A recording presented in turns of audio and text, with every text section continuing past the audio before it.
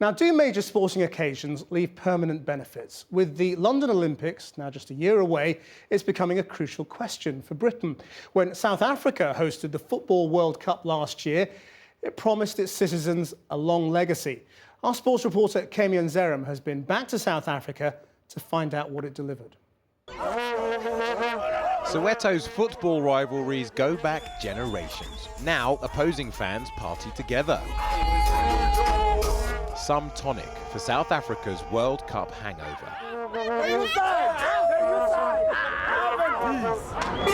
For what of the legacy bequeathed by a month-long sports festival that cost nearly 10 times what this country spent last year on tackling HIV?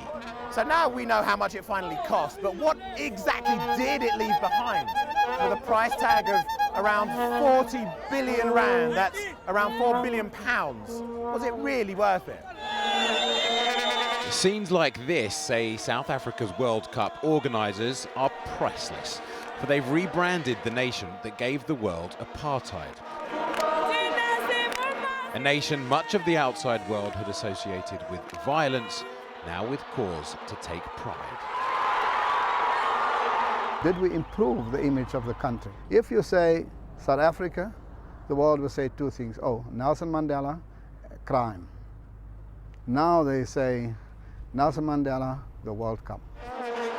There's now talk of bidding for the Olympics. And ask any football fan, hosting the World Cup was a no-brainer. It cost a lot of money, 42 billion rand. Yes. Was it worth it? It is worth it. Look at my stadium at the moment. It is worth it. Yeah, it was worth it because you can see, if you look at the stadiums, the infrastructure and everything, and people had some jobs. So, new stadiums, albeit underused and often empty, jobs, although many of them temporary, new airports and roads. And the tourists, they're still coming. To places like Vilakazi Street in Soweto, once home to Nelson Mandela and Desmond Tutu. Yet just a few hundred yards up the road, the World Cup was a bitter disappointment. Small businesses say the authorities shut them out. There must have been lots of tourists in the area. Yes. What happened? They are. The tourists are walking up and down in our street. As you know, it's a very busy street, but they never stop because of the tour guide says we are not on their itinerary. They cannot stop here. So they never stop. Those ones who were stopping, they were just taking pictures and go. Never stop to buy.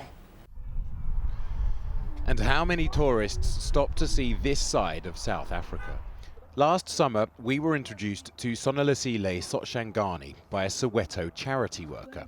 He's an AIDS orphan living in a one-room shack who'd been selected as a World Cup mascot. He's still living in his one-room shack. He still doesn't have running water, and he often goes to bed hungry.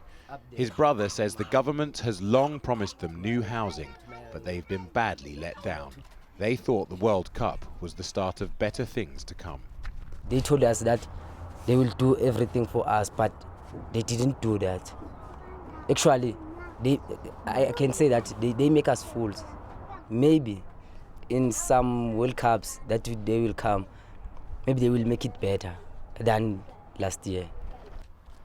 We now know this was FIFA's most lucrative World Cup ever, but the official legacy runs to just 20 artificial football pitches distributed across Africa, with some of the profits shared by African football authorities.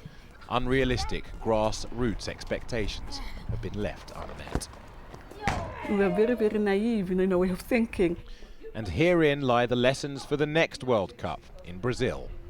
Use that power that soccer has, to address issues of social ills. We missed that opportunity, and I don't think it would be fair for people of Brazil to miss this opportunity again. Just go for it. Which means bigger budgets for football-based charities and more township tournaments like this one. The most promising here win trips to overseas training camps. And HIV awareness teams run sessions in between the games. I would be willing to take an HIV test. No one doubts football can be a route to achieving goals big and small. South Africa's World Cup has come and gone. Brazil has much to learn. Keme Nzerem, Channel 4 News, South Africa. And that's it. We're back tomorrow at 6:30. Until then, that's Channel 4 News. Have a very good evening.